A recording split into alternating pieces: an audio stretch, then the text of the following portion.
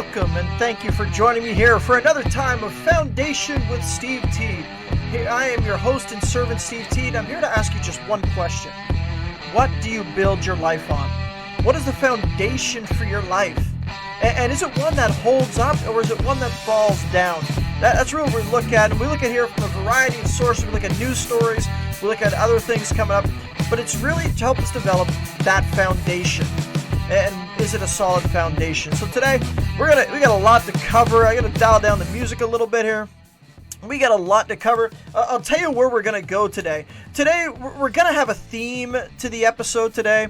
We're definitely having a theme, and the theme is kind of like asking the question, has the love of people grown cold?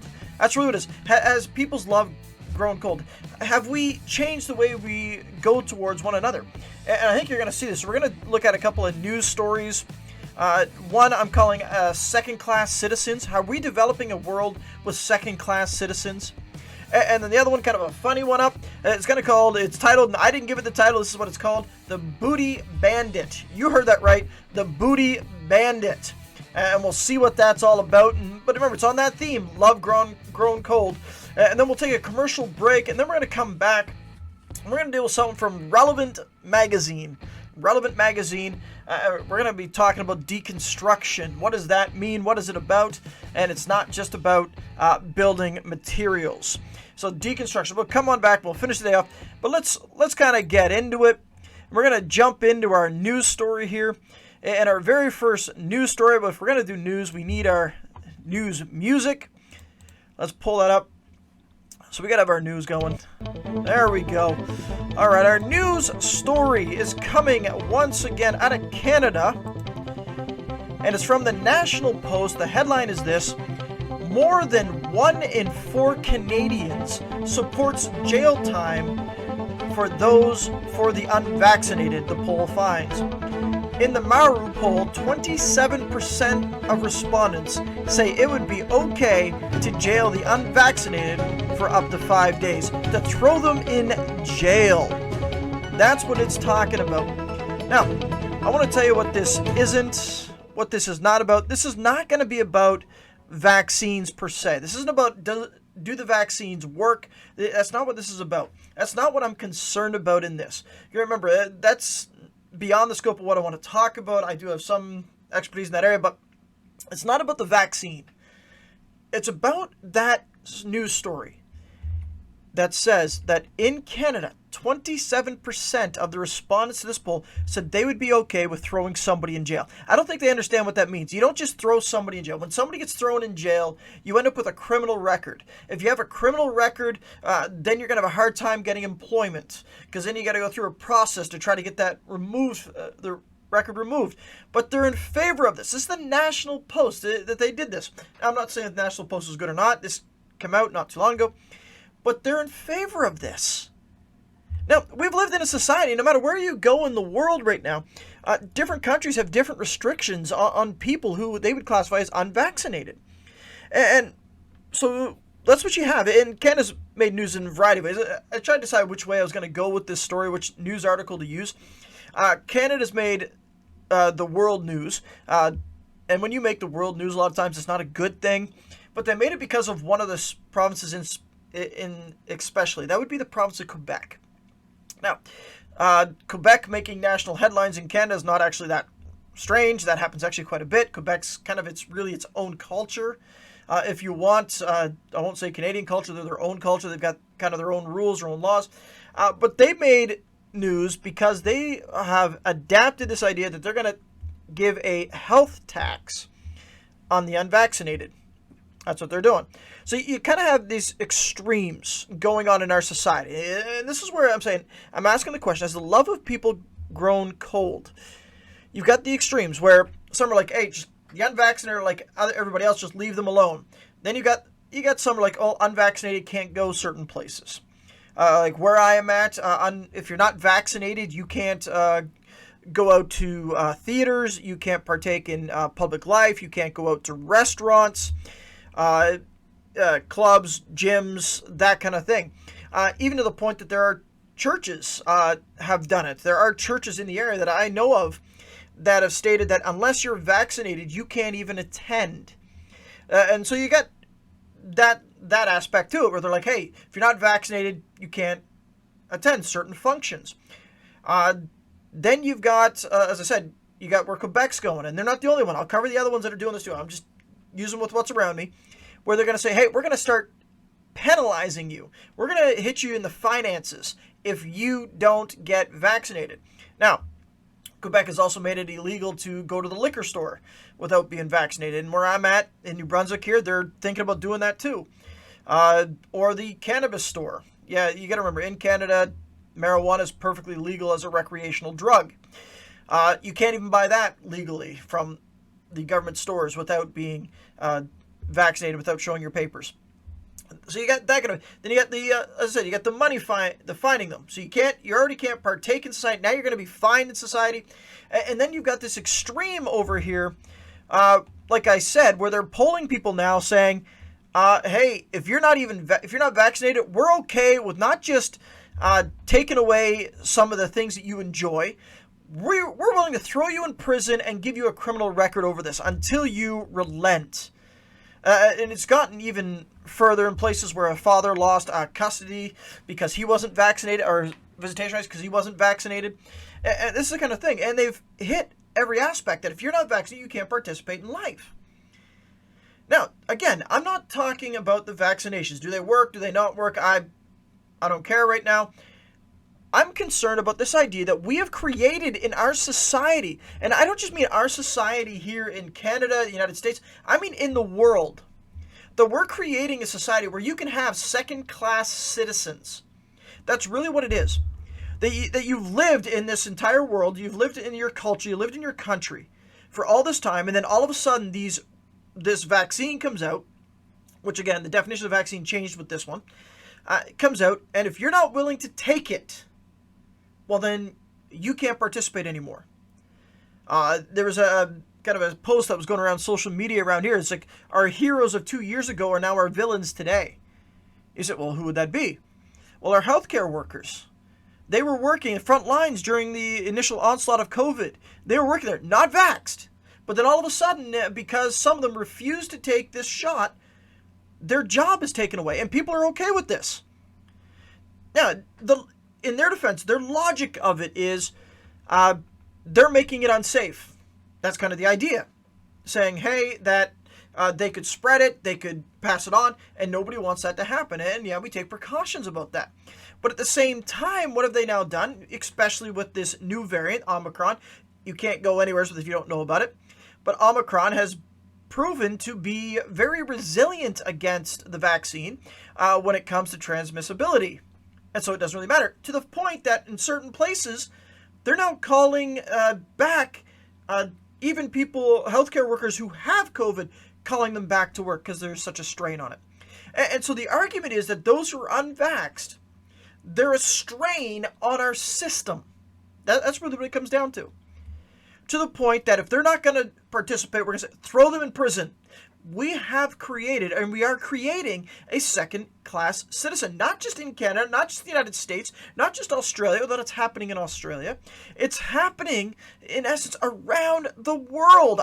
I don't think you understand the significance of that sometimes. That this is happening around the world. So sometimes they ask, how can we ever end up with a global government? I think this is what you're seeing. You say, well, the countries are all independent. Well, they are, but if you really look at what's happening, they're looking at each other. And as soon as one does something, the other one kind of picks it up. Then they form a coalition. Then you're not part of that. Then we're going to hit you with levies. You're going to hit you with taxes. You're not going to be part of this. And so what you're basically seeing forming is one way of thought, one thought process that is happening. That is what is going on. And so what you have, as I said, you're saying if you're not going to partake of this, well, then you're not part of our community. You're not part of our global community anymore. And even in this article that I'm quoting from the National Post, it makes the quote. It says, a majority of Canadians have little sympathy for the unvaccinated. Understand this. Little sympathy. Now, I'm not talking about can you be angry at someone if they're not going to get it. That's fine. I don't care one way or the other, particularly in this. That's the way you feel. The problem is when we get to the point where we're saying as a society that if you don't take this, then I'm going to take away freedoms. I'm going to take away those things that you enjoy. Even to the point that I'm going to take away your work, then I'm going to fine you, and if you still don't behave, I'm going to throw you in prison. And people go, good, that's good for them. Now, as I said, I want to show how far this is going. This is going around the world. Another article, CTV News here, it has an article called Quebec's not the first to tax the unvaccinated. Here's what other places have done. Now, I'm going to go through some of this a little bit. I just want you to know what's happening around the world. So, like I said, this isn't just in one place. Austria fines an unvaccinated person 3,600 euros. Now, that's not a one-time fee. That's every 3 months. That's what it comes down to. Now, for the equivalent of this, for Canadian listeners here, you don't know how much a euro is. That's a little over $5,000. So I'm guessing that'd be somewhere in the $4,500 or $4,000 to $4,500 American. Every 3 months. 4 times a year. So you're talking over 12,000 euros a year if they don't obey. Or $20,000 Canadian a year if they don't get the shot. That's what Austria is doing. Greece, anyone over 60, so they've narrowed it down a little bit, they've changed a little bit. Over 60, you get fined $100, or sorry, 100 euros a month. That's what they're doing. 100 euros a month. Singapore, they've got a little more extreme, but I've seen this viewpoint even here in people talking about it. This is Singapore. Unvaccinated people have to pay their own health care if they go to the hospital with COVID. That's what they're saying. Now, Singapore, keep in mind, is for the lack of a better word here, we'll call it a socialist healthcare. Not a social society, but a socialist healthcare. This is really what we have here in Canada, a government tax-funded healthcare, which means I don't have to, if I get sick or if I get hurt, that kind of thing, I didn't have to pay anything when my wife gave birth to our kids. This is covered in our taxes. I'm all for that. Do I think it's been poorly managed? Sometimes, absolutely. But Singapore, same kind of healthcare system. If you're not vaxxed, you can't prove that you're vaccinated, and you go to the hospital with COVID, you have to pay your own bill. That's kind of the way it is. Now, you may be going, hey, that's great. That's great. That's okay. UK here, they cut sick benefits. That's what they have. Unvaccinated person gets COVID and they have to take off work or they have to isolate. Your benefits have been cut back substantially. That's what it is. This is what Canada's done as well. Truthfully, if you're unvaccinated in Canada and you pass the date of certain things, then you're placed on leave and you cannot receive EI benefits. You can't receive any of the benefits. But Singapore, I'm going to go back to that Singapore one here just for a second. The Singapore, just so you know, you may be going, hey, that's fine. If they're unvaccinated, they got to pay for themselves. That's the risk they take. But in Singapore, if you leave the country and you're even vaccinated and you catch COVID, same thing goes for you. So if you're vaccinated in Singapore and you get COVID and you need hospitalization, you're on your own. You have to pay for it yourself. See, what I'm interested in here is not just the fact that these measures are being put in around the world. It's the fact that people are okay with this. That they're okay with saying, hey, you don't have these papers, then we're going to fine you. We're going to take money away from you. I remember quite a few years ago, in one of the countries, it was in an Islamic country, that they went around to Christian houses and they put an Arabic N on their house, on the markings of the house.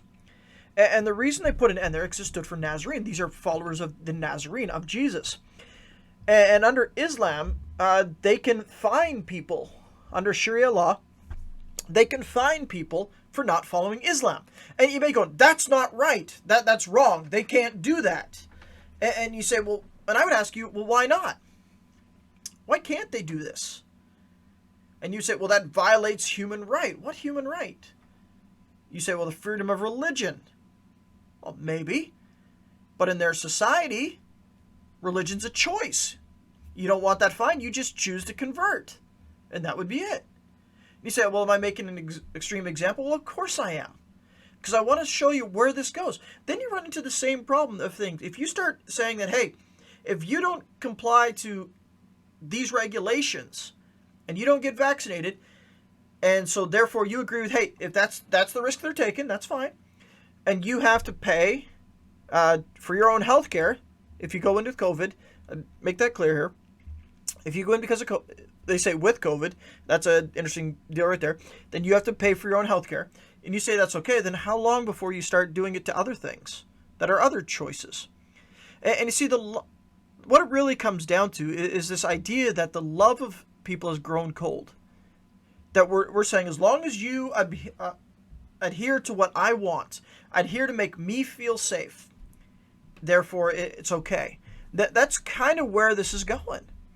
And so my question remains, are we developing a culture that the love of many grow cold? It's saying, you got to do it my way. And if you don't, I'm going to throw it out. And so sympathy is gone. Now, you may sit there and you may go, hey, they made the choice, they made the decision, and so they've got to live with it. That's fine. But my question is here, is this right?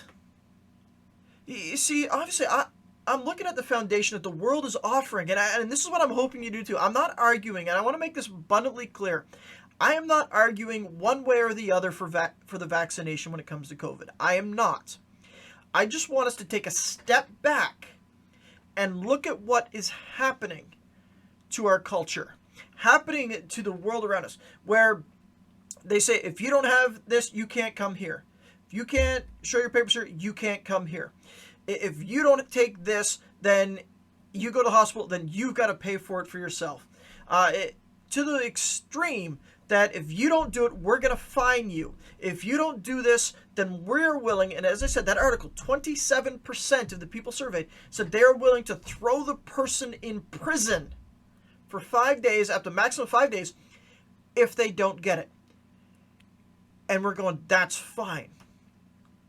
This is where we've got into a problem. And again, if that's the foundation, where do you stop it? Where's the line in the sand where you go, no, this far and no further? Because you got to understand, in Canada, the government has already tried things like this before. A couple of years ago, the government, it used to be called the SEED program, now it's called something else. It's like student summer employment, where places could apply for it, nonprofits could apply for it, and they could hire a summer student. So the summer student could get the experience, that kind of thing, and the government would help meet the financial cost of that. Well, then the government of Canada, the Liberal government, the Trudeau government, who's still currently in power, they tried to put an attestation onto that funds, where it said that you have to agree with abortion, with a woman's right to kill an unborn child. Why? Because our society deems that if the child's in the womb, it's not a person. If they're not a person, then they don't have any rights. Therefore, the mother has the right to kill it. And they said, these organizations, if you don't agree to this, you don't get money. Why are people upset with that now? That's the exact same thing as this. If you don't do this, then you don't get this. This is what our government is doing. And people are now okay with it. Where's the line in the sand? Because eventually you're not going to have one. You're going to have everybody the same. And the worst part of this is not that this is happening in society, because this was actually foretold. Believe it or not, I believe this is fully foretold. This is how a government, a world government, can be formed. That's how it can be formed.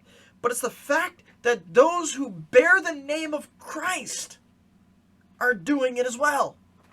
That we're saying, hey, it's okay to say if they don't want it, then I can discriminate against them. That's where it comes in. That I can say that they're a second-class citizen in our society because of this. When Jesus walked the earth, one of the things that he dealt with was the people of leprosy. These people of leprosy were considered second-class citizens. They had to wear certain outfits. They had to announce that they were unclean, and that's what it was. And they were considered outcasts. Jesus went to them. He did not say, "Oh, that was your choice. He didn't look at them and say, that was your fault. No, he dealt with them. And he healed them. And he showed the love and the compassion. But the problem is, in the church, when churches say, if you're not vaccinated, you can't come here, then we've got a problem. And yeah, is that a scathing remark towards certain churches and the choices they made? Absolutely. Why? Because they're putting their faith in a system and in a worldview, and neglecting the weightier matter of mercy and grace. That is what is happening. And so we have to ask, are we okay with a second-class citizenship here? Are we okay with that? Because see, we spent this whole time over the last couple of years fighting injustices, saying that, hey, we're not going to discriminate based on race. We're not going to discriminate based on gender. We're not going to discriminate based on religious beliefs. So what have we done? We've just turned around and created another group that we can say, hey, we can do this to. Is that okay all of a sudden? We would say no. See, if you're going to have a firm foundation, an adequate foundation for this, it's got to be a firm foundation that applies to everything. And again, the only place that this can truly be found is in the scriptures. That it is wrong to discriminate. It is right to show the love of Christ to every single one of them. When we're living in a society that is getting to the point where the people are saying, if they refuse to get vaccinated, then they shouldn't get in the hospital. If it comes down to somebody who's vaccinated, somebody who's not vaccinated, then the unvaccinated, the plug should be pulled and the resources given to the vaccinated. This is where we got a problem with the society. Especially when you study all the reports and you look at things happening. But is that where we're heading? To a society that says, hey, it's okay to discriminate. It's okay to have a second-class tier of citizens that's not based on race, gender, religious beliefs, or anything like that, but rather it's based on, will they obey and will they conform to this? Because you may say, well, criminals lose their rights and freedoms, but here's the thing, it's not illegal to refuse it yet. And I say that yet because obviously people are seeming to be okay. But the question is, are we willing to put up with this and say, hey, they can be a second-class citizen? That's what we can be. So that's all I want to say. If you get comments or anything, write in. Put a comment in. You can contact me. It's fine. I'm okay with that. Your viewpoints, and that's fine.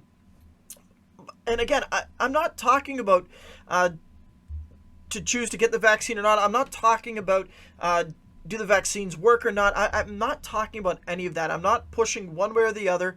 I don't do that. When people come, they want my specific opinion. I say this is off the record. This is only my opinion.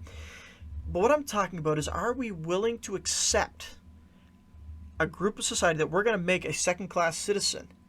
Has our love for them grown so cold that we're just saying, get rid of it?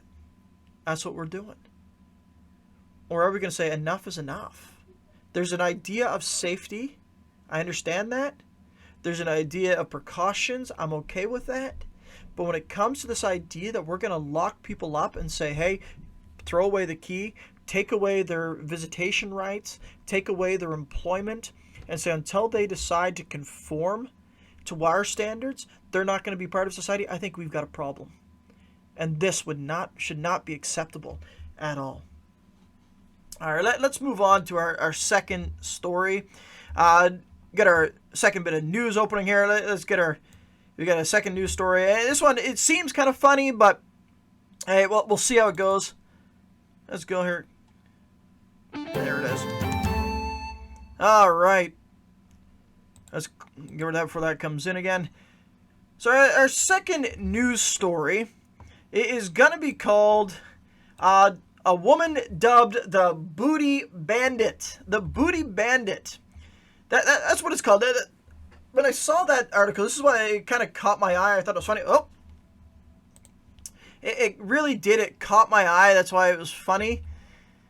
And I didn't really know what to make of it until I read the story. And then I realized that, hey, there's a lot more going on here that I wanted to look at. But so let me get into this. This is from the area that I'm in. But again, I think it points out a main problem is going on here. A main problem in our world, and a main problem with what's taking place. But it's a chainsaw store that's near me here, not too far away, about an hour away, has been broken into, and she went through the door. This is a female person, and you said, well, why is she called the Booty Bandit? She's called the Booty Bandit because she broke through the door using her posterior, her booty. That's really what it was. I'm going to try to pull up here the surveillance video of it. Here we go. We got the surveillance video up here, and for our listening audience, I'll just have to describe it. But what you got is you got this woman. She's walking up to the video, up in the video. She's walking up to the store. She's walking up to the door, and she looks around. She looks at the door, and she turns around, and she's butting it with her behind 4 times. Only 4 times is what she did. She did it 4 times, and she gets through, and she's into the store. Now, first of all, what kind of Pilates and what kind of squats has she been doing to get that kind of strength in her booty? That kind of thing. Now, if you're wondering, saying, hey, well, they must have had a really weak door. The article, when they're talking about it, they say, no, this is an ongoing issue in their story, and the person says this incident is very disturbing, and it's just one of many thefts that the store has experienced in the last 18 months. So their door was reinforced. It was. They say it was reinforced. And she smashes through it, and with her posterior. And she got away with 2 chainsaws that are valued at $3,000. So you're talking about like $1,500 chainsaws here. They managed to get one back. I think it says they get one back because I found a little bit later. But she busted it through the door with her booty. She got it back. But that's not even the biggest issue. It is in this article. I said it's an ongoing issue. I said it's very disheartening. And it's only been one of many thefts that the store has experienced in like 18 months. In 18 months. But it says, and the owner, Sherwood, said that thieves have cost the business around $75,000 in losses in that time period. In 18 months, they've had $75,000 of stuff stolen from them. And I don't think you understand, if you're not from here and you're listening in other places, this place, Woodstock, you would consider it an absolutely small village. For us here, it's a town, but it'd be incredibly small. I'd have to look up the population, but it's not very big at all. You got to think our whole place, New Brunswick, only has a couple of million in it, so it's not a huge place at all.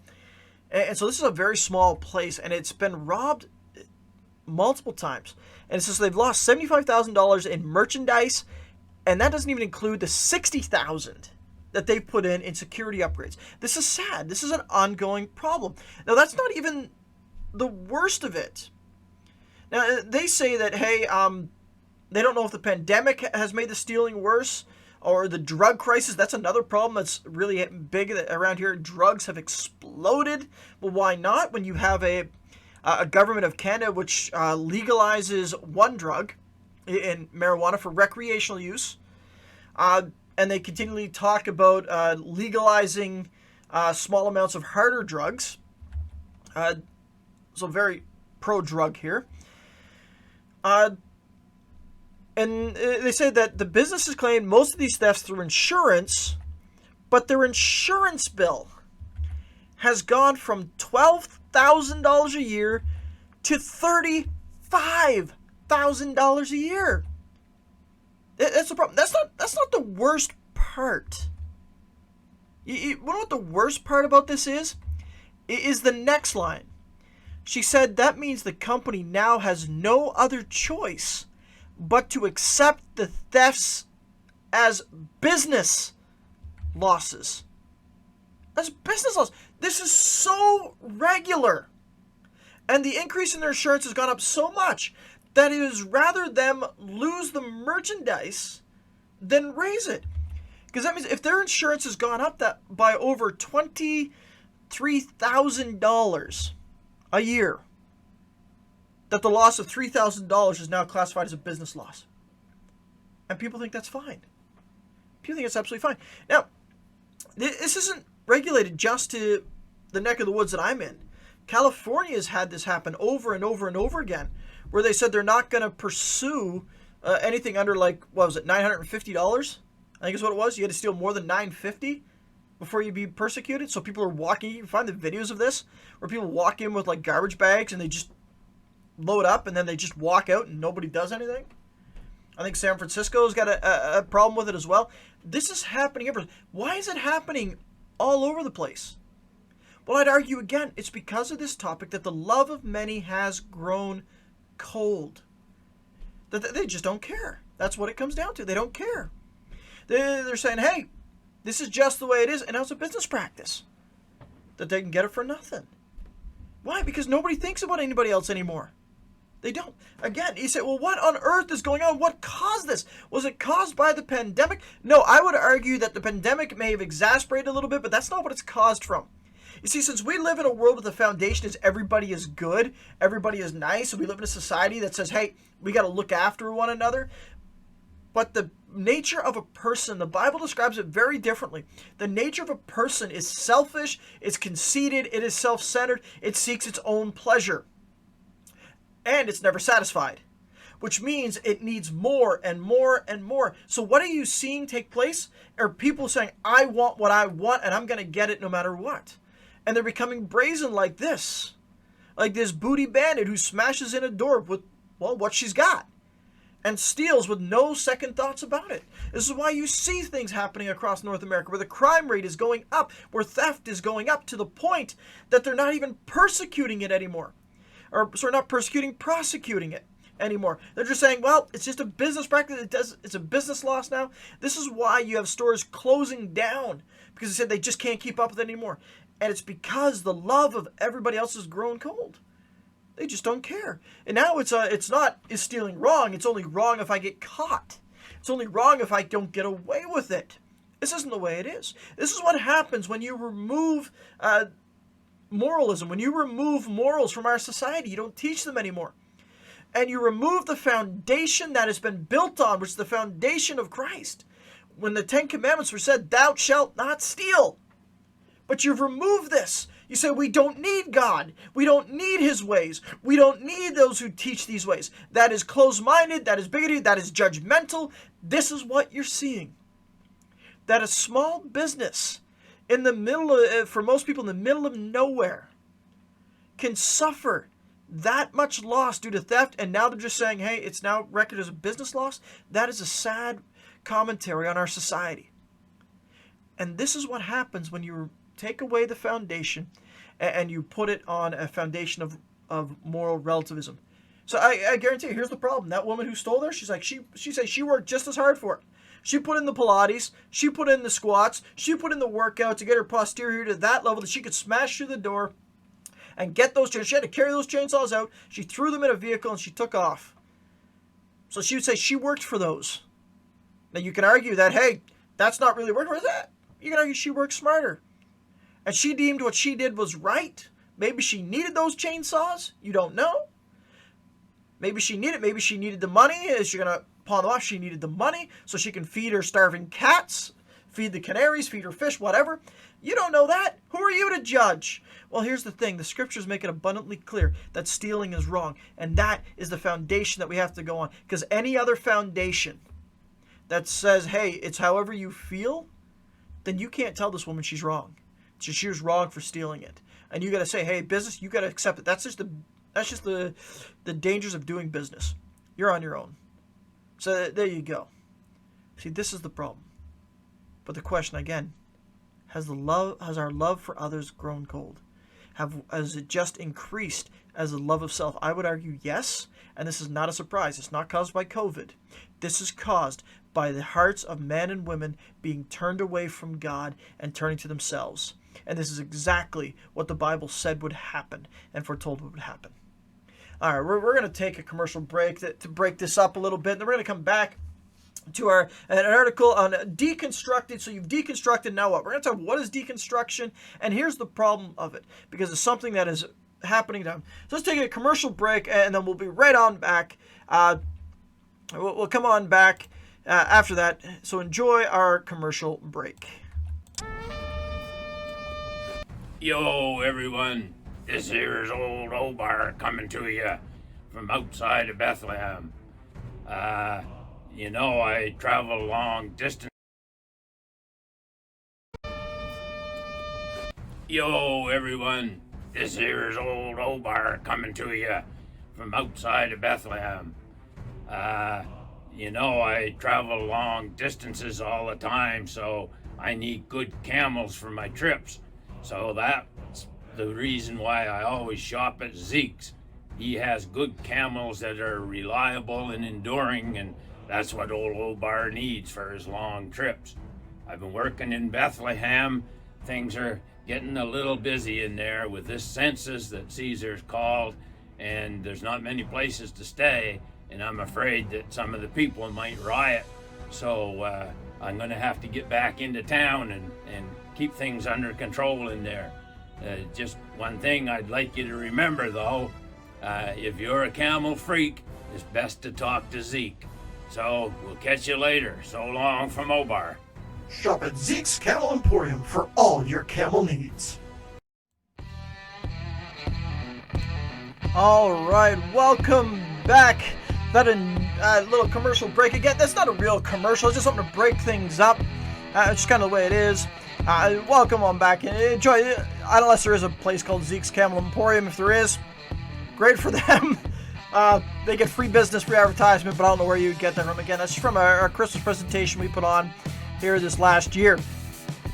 All right, we're gonna get into our other segment here from Relevant Magazine. Now, if you're not familiar with what Relevant Magazine is, they're a Christian, air quotes, magazine. That would be very debatable whether they're really Christian or not, because they seek to be relevant. I'll give you a clue. Anytime that you get something called relevant in Christianity, typically that means it's gotten off the foundation. That's really what it means. It means they've gotten off the foundation of Jesus Christ and they're going to something else. And Relevant Magazine is really no different. Every once in a while they get a good article or two.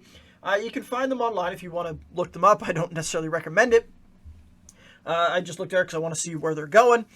But they got this article out. It was called, "So You've Deconstructed, Now What?" Now, if you're not familiar with that, there's a section in Christianity that's called progressive Christianity.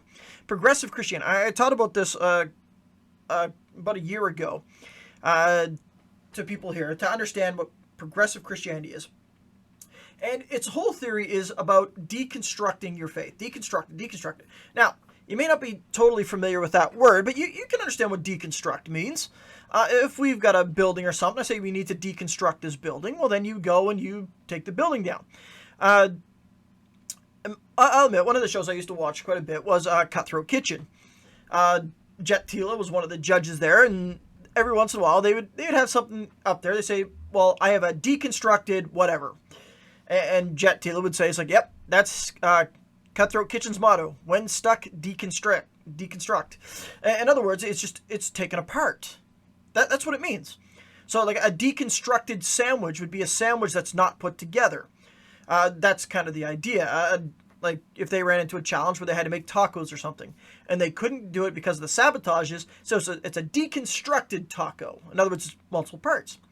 And so you're into this deconstruction thing and part of the phase of Christianity. So I'm going to read portions of this article. Again, you can find it online. It's from December 14th. Let me read the introduction to you. It says, "Picture this. You've gone to church most of your life. Your parents are Christians. They raised you the same way. Maybe you said a prayer of salvation when you were little, or maybe a youth pastor led you to Jesus," and they put that in quotes, "led you to Jesus when you were older. Either way, for the most part, it's been a pretty straightforward journey.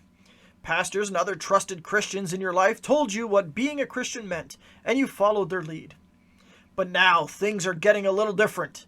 You've got some questions. and the answers you've always had for them aren't quite as satisfactory as they used to be. Maybe you have doubts and aren't quite sure what to do about it.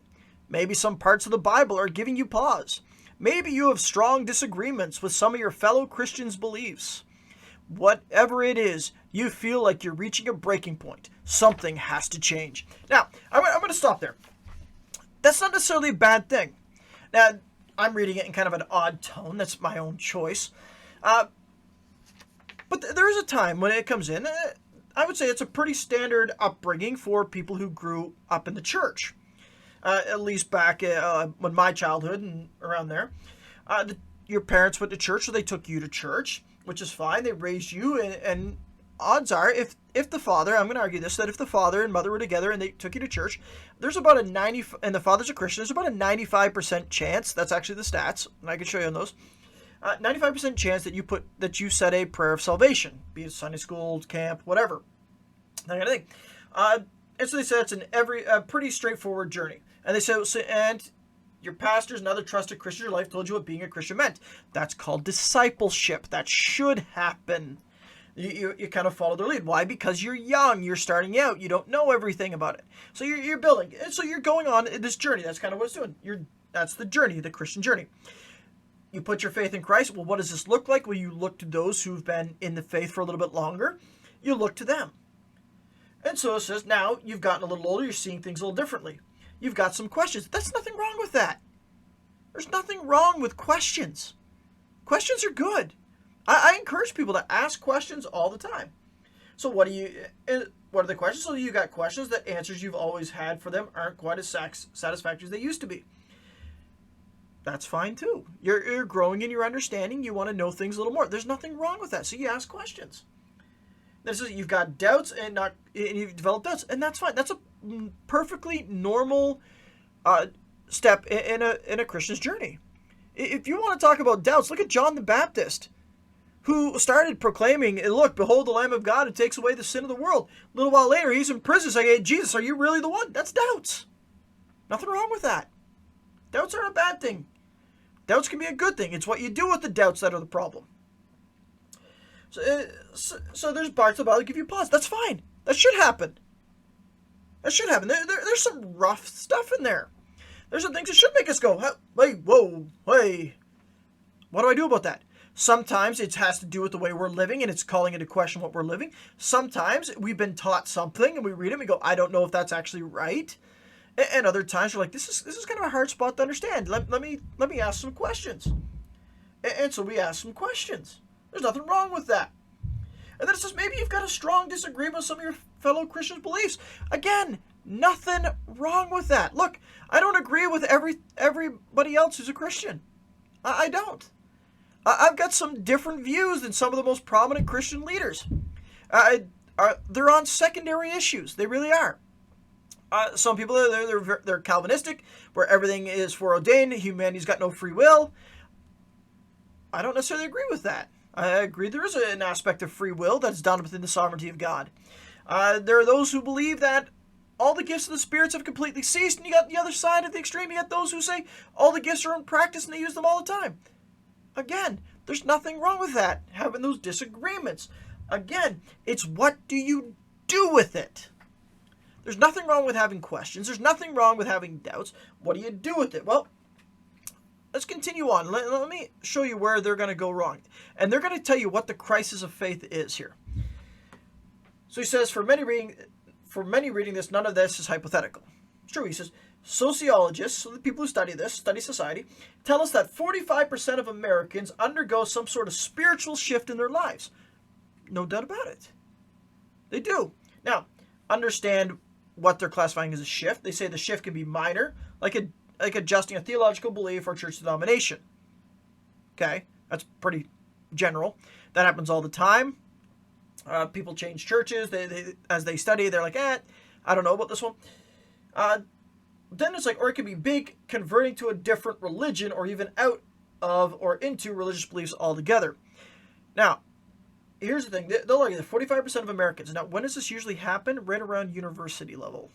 That's true, about 18 to 22 years old. That's typically when it happens. Now, why does that happen? That's the question. Why does that happen? It generally will happen because what they've taught, what they've been learning as growing up, typically when they run into the higher academic fields, that's what I'm going to call them, higher academic fields of university, that kind of thing, will challenge the teachings. Now, what ones? Well, in particular nowadays, how about issues of sexuality, issues of gender, issues of science, these things like that. That typically will happen. So they question these things. And so they're talking about asking questions, and they're talking about leaving. Now, I'm going to use their terms. They're talking about deconstruction. That's what they want to talk. We have to define this. Because they're saying, so you've deconstructed, now what? That's the article. So it says this. It comes on, and they put the blame here on spiritual leaders. This is what they're going to do. So you're dealing with this. So a word emerged to describe the process, deconstruction. So this is a difficult and frequently misunderstood process. Okay, so they're going to define for us what it is, but first thing they're going to do, they're going to take a shot at people. It says, it's not uncommon to hear spiritual leaders discuss deconstruction in threatening terms, as if those who engage in it are risking their connection to Jesus and possibly their very souls. Hold on a second. Let's stop right there. Back up with the article. Deconstruction can be converting to a different religion or even out of religious beliefs altogether. Yeah, that would be something to talk about, because that really would be a danger of risking losing their connection to Jesus or their very souls. It really would. Because if you start teaching and you're deconstructing, say, hey, I like this Jesus fellow when I was growing up. I'm older now. Say, I think Jesus is a myth. I don't believe he raised from the dead. You're in trouble. You are. Or you say, yeah, I grew up in a Christian household, but I've converted to Islam. You got a problem because it's a very different Jesus. Your soul's at risk. So yeah, there is a danger. See, the problem is deconstruction is not actually just about asking questions. This is what they're doing. They're saying, hey, deconstruction is just about asking questions. Well, no, it's not. Deconstruction is not just about dealing with doubts. It's not. It's further. So how are they going to define deconstruction? Well, they do it by talking about the game Kerplunk. Are you familiar with the game Kerplunk? If you're not, allow me to describe it for you. Kerplunk is a game where you have all these sticks at the bottom. It's a tube. That's what it is, sorry. And there's a bunch of holes, and you put sticks all through the bottom. And then the sticks form a base, and marbles are put on top. And the object of the game is it goes from person to person for them to remove one stick. That's the game. You remove the stick. And the person who removes the stick, which causes the kerplunk, the marbles to fall, well, they lose. Or think of this like Jenga. That's what Jenga kind of thing, Jenga. You take a block, the person to remove the block causes the tower to fall. Well, you lose. So as I said, so they're talking about kerplunk. So to fully understand what the reconstruction that's what they're talking about, we have to make sure we understand deconstruction, because it's a poorly understood word. Well, I don't think so. Deconstruction means to take apart. That's really what it means. That's deconstruction. But let's go back to theirs. Okay? So I told you the analogy of kerplunk because they're using that too. Now let's continue on. The sociologist, she says that's deconstruction. The small shifting of marbles, as it were, would be like changing of theological opinions on one issue. That's not deconstruction. That's a good thing. That's growth. That's really what it is. That's growth. That's not deconstruction. Deconstruction is when you take something apart. Maybe you put it back together, maybe you don't. And then she says, well, so deconstruction is like, it may be a change in the preference of liturgy or the style of a church or preaching. That's not deconstruction. Not at all. This is a common argument that gets used, where they borrow something that is small and they argue that they try to bring in the larger with it. Now, what do I mean by that? Let's take the hot button topic of abortion, shall we?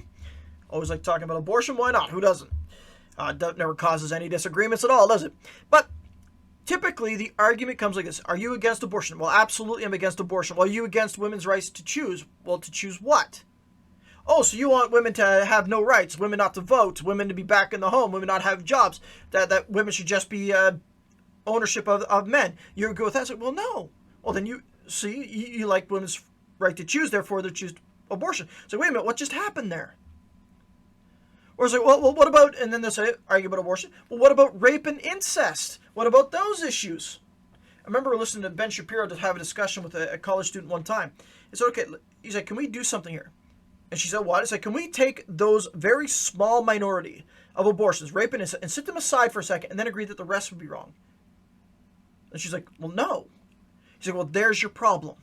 You want to argue that all of this is moral based on this. Even when the cannabis discussion came in, when you looked at the legalization of cannabis in Canada, if you go track it, how it really was argued is every time they put forth the benefits of cannabis, they're always talking about medical use.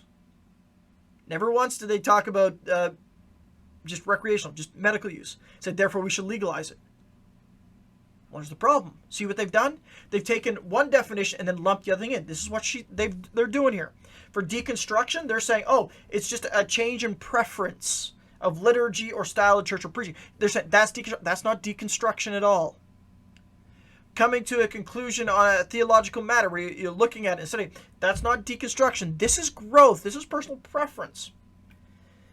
But then they say the capital D deconstruction is when all the marbles fall. That is exactly what they're after.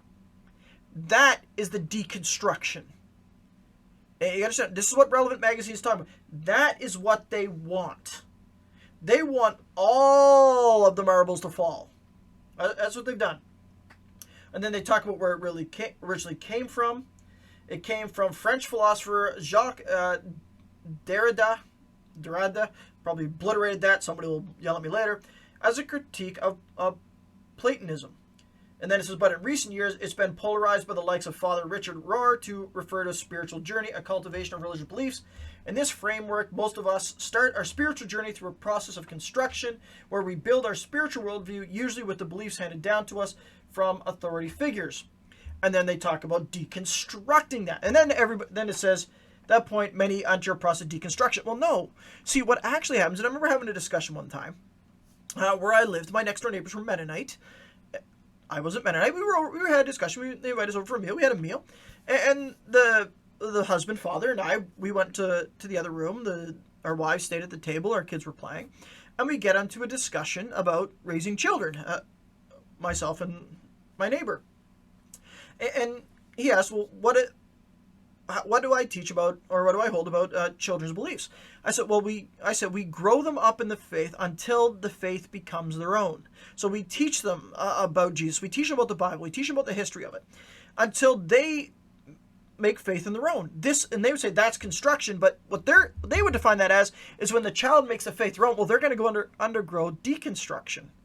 Well, no, it means they grow to the point where they can stand on their own. That they can defend the faith on their own. They can go into apologetics on their own. And so you rethink these beliefs, but they're doing a little bit more. Like, here's what I said when they come relevant. Obviously, the process hasn't traditionally been encouraged by the church. And that's true. Why? Because you're not talking about dealing with doubts. You're not talking about handling questions. You're talking about deconstructing, taking every foundation out until it kerplunks. But they say it's part of the vital of its evolution. The church doesn't need to evolve. The church doesn't need to get onto a new foundation. The church needs to stand firm on the foundation of Jesus Christ. That's where it needs to stand. And then they try to use this example. So the Protestant Reformation began as a deconstruction. So they're saying it was a reevaluation of everything he thought he believed around church authority and indulgence. This isn't deconstruction. This was him actually going to the foundation. That's what it was. It was Luther going to the foundation. Because this is what they're referencing. They're talking about Martin Luther nailing his 93 Thesis to the cathedral wall. Or the cathedral door, sorry. And they're saying, well, that was deconstruction. No, that was Luther looking at the scriptures, at the foundation. That's what he was doing. And saying the church has gotten off the foundation. That wasn't deconstruction. That was reconstruction. That was reorienting because the church had gotten off track. That's what he was talking about. So their definition of deconstruction is a bad thing. It's about tearing everything down. Taking out the faith. And understand that this is what happens in progressive Christianity. But let's go to their reconstruction here. So how can you reconstruct? It says, to reconstruct, find someone that you trust, that is a good listener, so that you don't reconstruct on your own, that can offer you compassion and patience and welcome as you examine some things that are really uncomfortable. Wayseth says. That can look like just a good friend. That can look like a mentor. That can look like a pastor. That can look like a spiritual director. For some, it looks like a life coach. And then it says, here's their best definition. Anyone that is gifted or able to sit and journey with you is probably the best way to go about it. Here's the problem.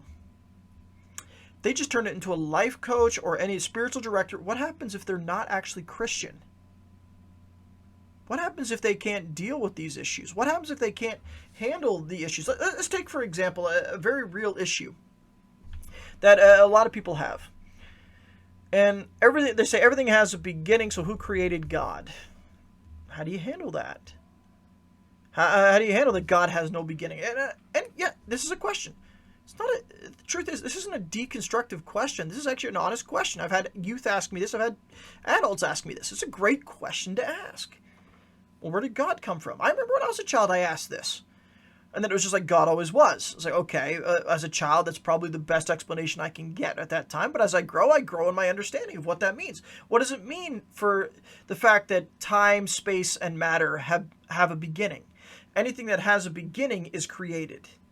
God has no beginning. God is not created. God is outside time, space, and matter. Therefore, he can create all things. If God is timeless, he has no beginning. This is the actual answer.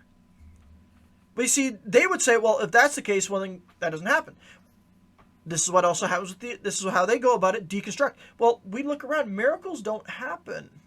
There's just the laws of science. Well, therefore, if miracles don't happen, then people don't raise from the dead, then Jesus is not raised from the dead. See, this is the problem. This is their deconstruction. This is the wrong thing. So how do you reconstruct this? Well, you just find somebody who's a good listener. That's all you do. Somebody who's this is the best way to go. Who'll journey with you. They're the best listener. But here's where it really comes down to. Weath says a better guide than fear, so some people are afraid to do it, is to drill deep into our own core. The question that I ask is always, here's the real question. Here's the real thing. How do you reconstruct? What do I want? And he says that's a revolutionary question for a lot of people. No, that is exactly the question that people want. What do I want God to be? What do I want Jesus to be? What do I want salvation to be? What do I want life to be? And therefore, I'm going to create it from that way. I guarantee you that everybody who's gone through a process of deconstruction like they're suggesting has come out to what do I want? This is why they end up with a God who accepts anything. That's what it is. Again, it says you're at the end of deconstruction. You've dismantled it all. You've took stock of everything. Then you're left with all this stuff. In other words, all the junk. It's just there. The building blocks are left, but they're all apart. It says now it's time to figure out, well, how the heck am I going to put this back together in a way that makes sense? And it says the first question I ask people. So she counsels people on this. What do you want? What do you want it to look like? There is the problem. Right there.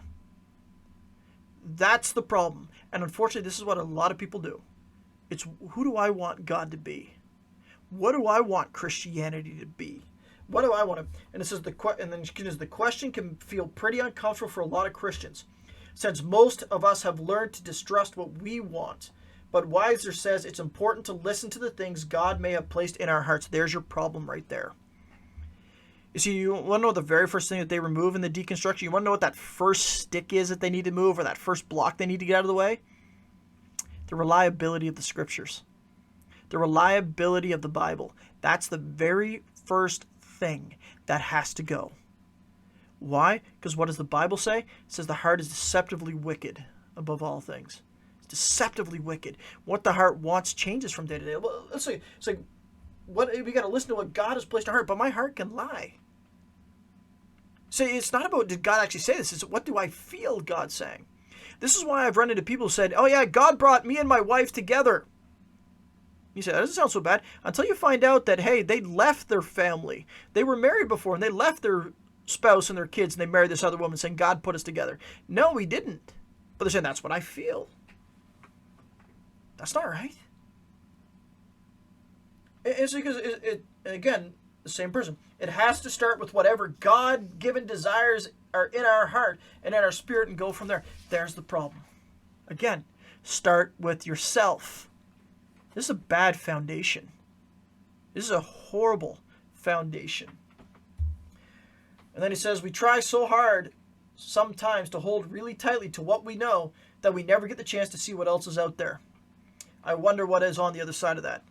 In other words, they're talking about deconstructing being a good thing. You see, it's not. Even a bit. Sometimes you put it back exactly the exact same way. But I'm going to guarantee you many times when they deconstruct, they don't. They really don't. And if they stay in Christianity, I'm using that a little loosely here, in the realm of Christianity, they're going to end up in what you'd be classified as a progressive church, where it's whatever you feel, where there's no real foundation at all, to the point where you've got progressive, deconstructed Christian leaders saying things like one-night stands are holy, where you run into progressive, deconstructed Christianity that's saying homosexual marriage is pleasing to God. So where does it end? It's a foundation that doesn't end. See, there's nothing wrong, as I said, with asking questions. There's nothing wrong with having doubts. But rather than seeking inward and saying, well, what do I want it to be? Because that's where your biggest flaw is going to be. Seek out those who actually know. Seek out those who spent their life studying these things and asking, what do you think this says? And listening to many and coming to the conclusion. Because I guarantee you that every question that you've had, every problem that you've run into, it has been dealt with before. And I guarantee you that most people who run into this deconstruction is because they've never actually been discipled properly in a place where they can ask questions. And that's where you've got to be. And so the foundation that Relevant Magazine is ensuing there, you've seen it for yourself. It was trust your own heart, but your heart is deceptively wicked. There's nothing wrong, again, having questions. Nothing wrong with having doubts. As I said, John the Baptist had doubts, but what did he do? Well, he went to the firm foundation of Jesus and said, Jesus, here's what my problem is. And Jesus answered his question. And I firmly believe that when you build your life on the foundation of Jesus Christ and the foundation of his word, the answers are there, and they'll always be there. That's where you've got to be. And so we're going to stop there for today. We're going to stop there. Again, I want to thank you for joining me. Thank you for being here. If you have any questions or comments, feel free to email me, pastorstephenteed@gmail.com. Send it to me. I'd love to talk to you. You can hit it up there. I'll get in contact with you. But until the next time, I just pray that you build your life on the solid foundation of Jesus Christ, and that being built on him, that you will never be put to shame. Until next time, may the Lord bless you, keep you, and may he make his face shine upon you.